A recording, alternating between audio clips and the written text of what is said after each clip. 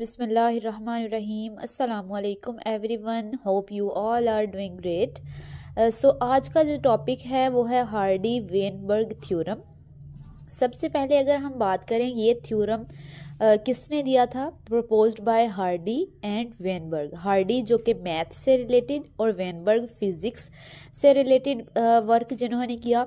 अगर हम इनकी डेफिनेशन की बात करें कि हार्डी वेनबर्ग थ्योरम क्या होता है, तो the frequency of gene of individuals with the population remains constant, यानी कि किसी भी जो इंडिविजुअल है किसी पॉपुलेशन के अंदर उसकी जो फ्रीक्वेंसी है जीन की वो क्या रहती है, remains constant over the generations, बहुत सारी जनरेशंस तक, unless acted upon bye agents.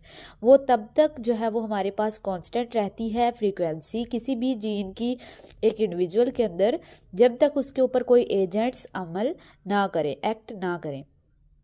अब हम देखते हैं कि वो कौन कौन से एजेंट्स हो सकते हैं जो जीन की फ्रीक्वेंसी को क्या करते हैं, जिसकी वजह से जीन की फ्रीक्वेंसी चेंज होती है, जो कि हर पॉपुलेशन में कांस्टेंट रहती है जब तक कि वो एजेंट्स उन पे अमल ना करें। इन एजेंट्स की वजह से वो क्या होती है, उनकी जो फ्रीक्वेंसी है जीन की वो क्या हो जाती है, चेंज हो जाती है। वो कौन कौन से एजेंट्स हैं इनको हम नेम्स पहले देखते हैं, फिर वन बाय वन इनको डिस्कस करेंगे। सबसे पहले जो है वो म्यूटेशन। म्यूटेशन क्या होती है, जो जेनेटिक मटेरियल के अंदर चेंज आता है। तो जब भी जेनेटिक मटेरियल के अंदर चेंज आएगा तो जो फ्रीक्वेंसी है जीन की उसमें भी क्या आएगा, चेंज आएगा, जो किसका सबब बनेगा, एवोल्यूशन का सबब बनेगा। जेनेटिक ड्रिफ्ट है, सिलेक्शन है, नॉन रैंडम ब्रीडिंग है और माइग्रेशन है। तो ये हमारे पास एजेंट्स हैं जिनकी वजह से जो जीन की फ्रीक्वेंसी है वो चेंज होती है और इसके नतीजे में क्या आता है, एवोल्यूशन आती है। एक फार्मूला अगर हम देखें, P + Q = 1। P किस चीज़ को शो करता है, ये इन अलील्स को शो करता है, AA जो कि कैपिटल हैं, और ये हमारे पास किस अलील को शो करता है, ये A जो कि स्मॉल हैं। तो ये हमारे पास डोमिनेंट केस है और ये क्या है, रिसेसिव केस है। अगर इस तरह से हो, सेम जो है वो दोनों अलील हों, तो वो कंडीशन क्या होती है, होमोजाइगस होती है, यानी दोनों अलील क्या हैं, सेम हैं। अगर इस तरह से है तो ये डोमिनेंट कंडीशन है, ये भी डोमिनेंट कंडीशन है, और ये हमारे पास क्या है, ये इसमें दोनों अलील्स ही शो हो रहे हैं और इसमें दोनों की जो अलील्स हैं उनकी ही खुसूसियात ज़ाहिर हो रही हैं। तो ये कंडीशन क्या कहलाती है, हेट्रोजाइगस कंडीशन कहलाती है। और यहाँ पे जो है वो हम अब जो एजेंट्स डिस्कस किए हैं पीछे उनको वन बाय वन डिटेल से देखते हैं। Agents affecting gene frequency, gene frequency पर जो चेंज आएगा इन फैक्टर्स की वजह से, इन एजेंट्स की वजह से, और फिर वो किसका सबब बनेगा, एवोल्यूशन का। म्यूटेशन मैंने पहले भी बताया किसे कहते हैं, चेंज इन जेनेटिक मटेरियल में। जेनेटिक मटेरियल में जब भी चेंज आएगा तो वो क्या कहलाता है, म्यूटेशन कहलाता है।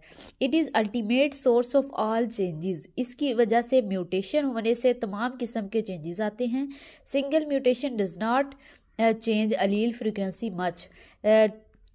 जब सिंगल म्यूटेशन होती है, यानी एक छोटी सी म्यूटेशन से ज़्यादा चेंज नहीं आता, बल्कि जब जनरेशन ओवर जनरेशन जो है वो खसूसियात आगे से आगे मुंतकिल हो रही होती हैं तो उसमें हमारे पास क्या आते हैं, ज़्यादा जब म्यूटेशंस होती हैं तो क्या आते हैं, चेंजेस आते हैं। Migration, it is very important agent, यानी बहुत इम्पोर्टेंट एजेंट है ऑफ चेंज, एवोल्यूशन का।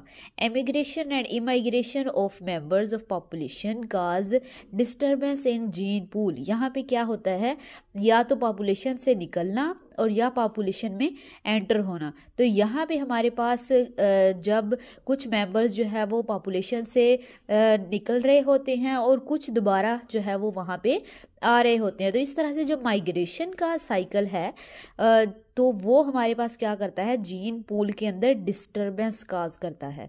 ठीक है, तो वो उससे जो है वो हमारे पास चेंज आने की वजह बनती है। तो ये एक इम्पॉर्टेंट एजेंट है किस चीज़ का, एवोल्यूशन का। जेनेटिक ड्रिफ्ट की बात करें, it is change in frequency of alleles at a local that occur by chance. तो यहाँ पे क्या होता है, हमारे पास बाय चांस चेंजेस आते हैं, यानी कि क्या होता है, अचानक जो है वो कोई जलजला वगैरह की सूरत हो गई तो उसमें कुछ जो है वो हिस्सा बिल्कुल, जैसे पॉपुलेशन ख़त्म हो गई तो वो जो अलील्स थे वो बिल्कुल क्या हो जाते हैं, ख़त्म हो जाते हैं। तो इस तरह से जो बाय चांस चेंजेस आते हैं वो क्या कहलाते हैं, जेनेटिक ड्रिफ्ट कहलाते हैं। एक एरिया में जो मखसूस अलील्स थे उनका ख़त्म हो जाना। In small populations may lead to a loss of particular alleles, यानी जैसे मैंने बताया कि कोई पार्टिकुलर अलील था और ज़लज़ले की सूरत में जो है वो अलील बिल्कुल ही क्या हो गया, ख़त्म हो गया है, तो उस वजह से हमारे पास जो दूसरे अलील्स हैं वो डोमिनेट हो जाएंगे। तो ये जो है वो हमारे पास ये एक चेंज आता है जो कि एवोल्यूशन का सबब बनता है। नॉन रैंडम मीटिंग यानी ब्रीडिंग जो होती है, अगर हम रैंडम ब्रीडिंग करें तो उससे वैरायटी आती है, अगर जो है वो नॉन रैंडम मीटिंग हो तो इस तरह से अलील फ्रीक्वेंसी जो है वो चेंज नहीं होती, और जो हेट्रोजाइगस यानी वैरायटी है वो बिल्कुल क्या हो जाती है, कम हो जाती है। वो एक ही तरह के जो है वो आपस में जब मेटिंग करते रहेंगे तो वो क्या होगा, उसमें वैरायटी यानी हेट्रोजाइगस इंडिविजुअल्स बनने के चांसेस बहुत ज़्यादा कम हो जाएंगे। इसी तरह अगर हम सिलेक्शन की बात करें तो सिलेक्शन जो है वो नेचुरल भी हो सकती है और आर्टिफिशियल भी हो सकती है।